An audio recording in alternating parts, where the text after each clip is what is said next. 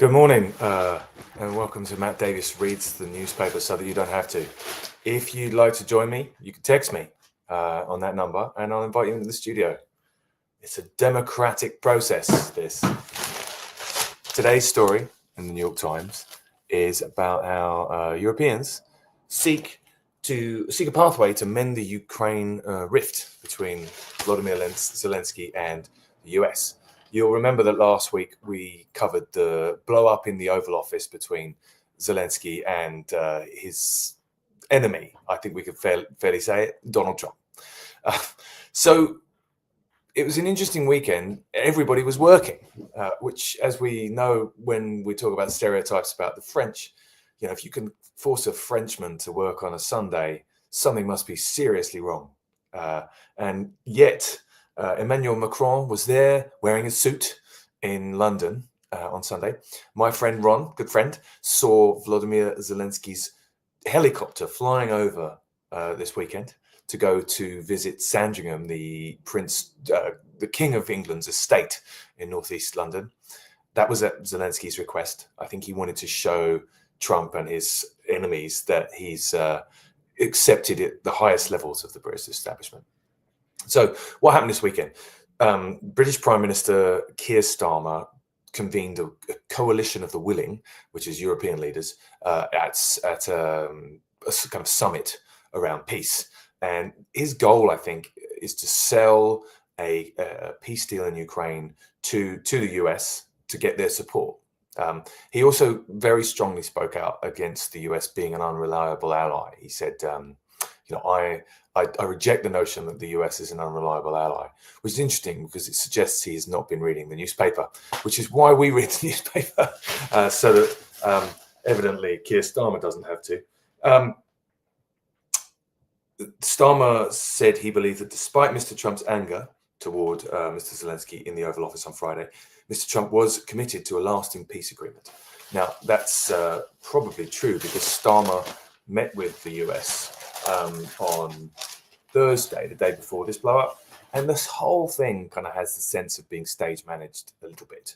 So one sense is that Starmer spoke to Trump on Thursday, extracted certain guidance, like you've got to get more money for European defense, and then after the summit, well, before the summit and after the summit on Sunday, Starmer basically gave Ukraine loans of about $4.8 billion to buy air defense missiles. The US has so far spent about $130 billion propping up Ukraine. And just for context, that's less than a third of Elon Musk's net worth. So, the commitment by the British is significant, but it's not huge. My feeling is this is about global diplomacy, which is a nice thing. And it's also quite nice to see the British Prime Minister taking a lead in global affairs after the disasters of Brexit.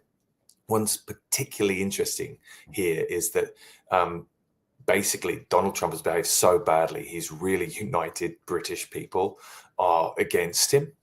So even working class British people right now would prefer to see the UK bolster its military spending and prop up Ukraine. Right now, working class Brits have not always gone that way. They skewed for Brexit. They support Nigel Farage, who runs the anti-immigrant party called Reform UK. Mr. Farage is a fascist. When he was at school, he used to say Hitler was right to Jewish pupils. He's a scumbag and has obviously been taking Russian money for years. Although I say that as a personal opinion and not something that I would necessarily say as reported fact, because I don't want to libel the guy.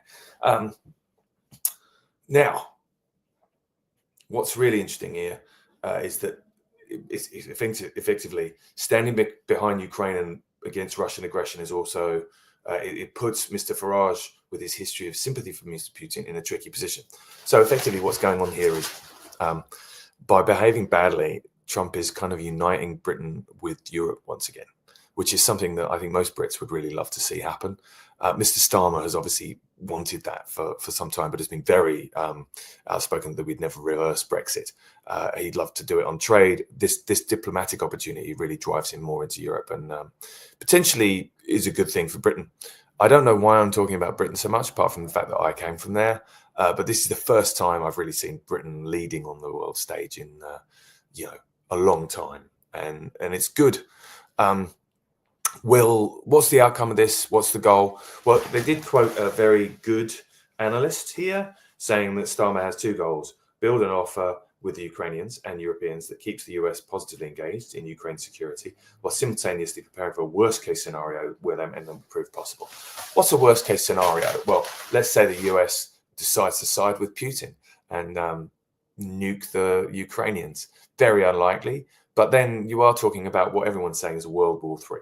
I think what will actually happen is US voters would never stomach that. And this really puts pressure on Donald Trump. It's good. Thanks for reading the New York Times with me today. I appreciate you reading. Please do share your links to this with your friends and your family. The more of us read the news and talk about it, the better it is for democracy.